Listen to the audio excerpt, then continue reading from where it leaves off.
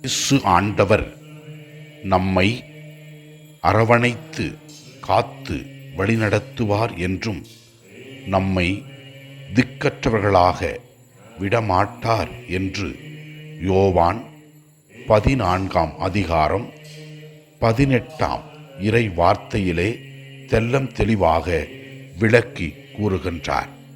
எனவே இயேசுவில் நாம் நம்பிக்கை வைப்போம். இயேசு பேசுகின்ற வார்த்தையை கேட்போம்.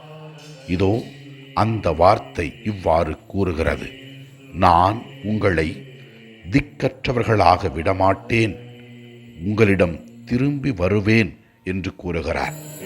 ஆண்டவர் இயேசு கிறிஸ்து தம்மை நாடி வந்த ஒருவரையும் கைவிட்டதில்லை.